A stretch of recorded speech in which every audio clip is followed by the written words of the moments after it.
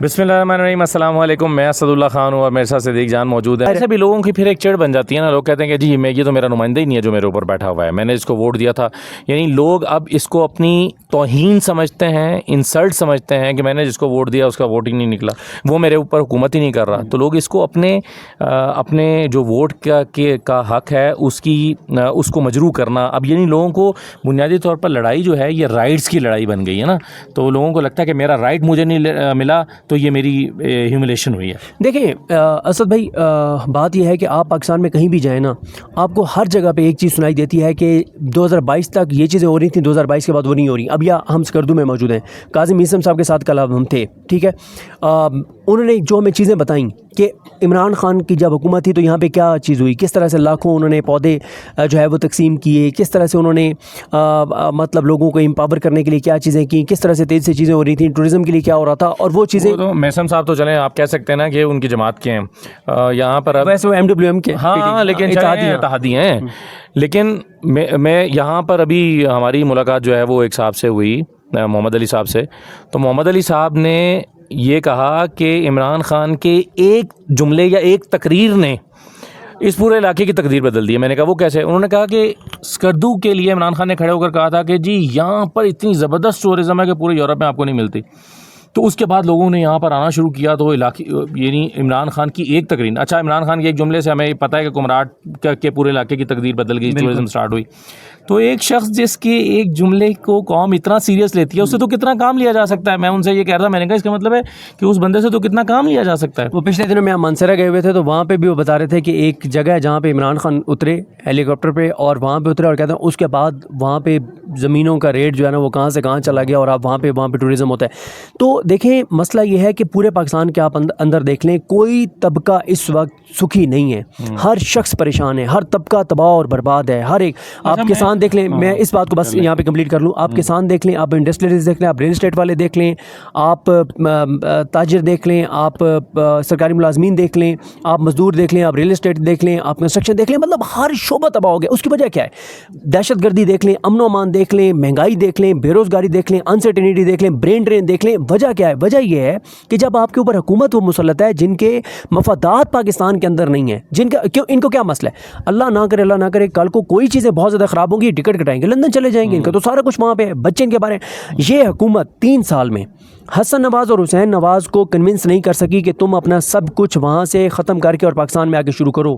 جو حکومت, جو حکمران اپنے بیٹوں کو, نواز شریف اپنے بیٹوں کو کنونس نہیں کر سکا, شہباز شریف اپنے بھتیجوں کو اور مریم اپنے بھائیوں کو کنونس نہیں کر سکی کہ تم آؤ اور پاکستان میں 1 روپے بھی انویسٹ کرو, دنیا انویسٹ کرے گی یہاں پہ. لوگ یہاں سے جس طرح سے اپنے یہاں سے نکال کے لے کے جا رہے ہیں اپنا سب کچھ بند کر کے.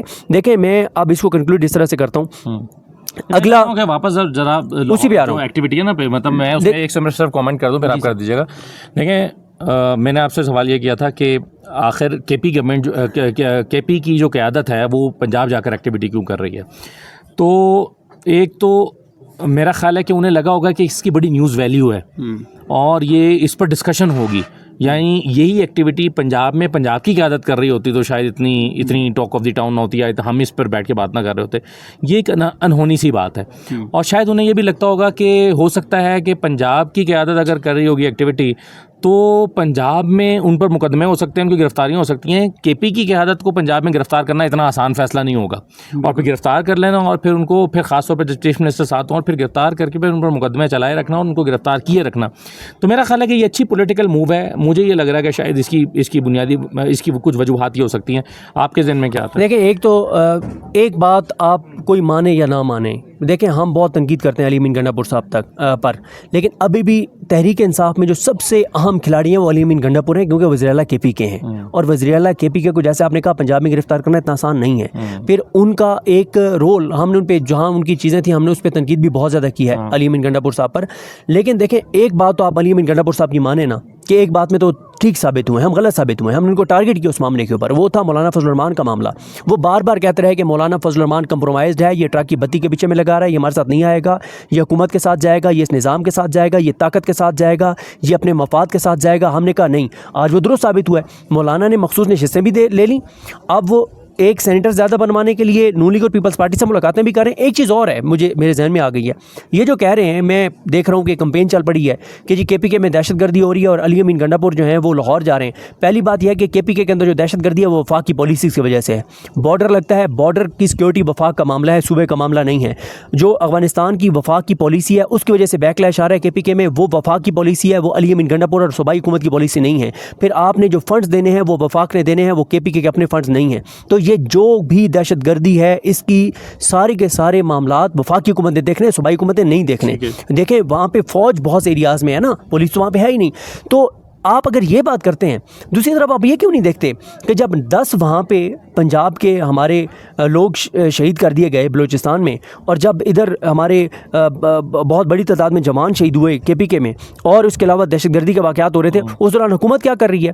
کیا کوئی آپ نے سنا ہے کہ شہباز شریف نے حکامی میٹنگ بلا لی ہو؟ شہباز شریف مولانا کے پاس چلے گئے, شہباز شریف اچکزئی صاحب کے پاس چلے گئے, مینگل صاحب کے پاس چلے گئے, ملاقاتیں کر رہے ہو؟ نہیں. وہ کس چیز پہ ملاقاتیں کر رہے ہیں؟ مخصوص نشستوں کی بندر بانٹ کے اوپر, ایک اور سینیٹر اور بنوانے کے لیے, 27ویں آئینی ترمیم کے لیے, ججوں کو نوازنے کے لیے, ان کی عمر ریٹائرمنٹ ایج بڑھانے کے لیے. ترجیحات کا اندازہ ہوتا ہے نا اس سے حکومت کی ترجیحات کیا ہیں. دیکھیں اتنے بڑے بڑے دہشت گردی کے واقعات ہوئے کہ کسی مہذب ملک میں ہوئے ہوتے تو اس ملک کے اندر اس لمحے کوئی اور چیز ہی نہ ہوگی.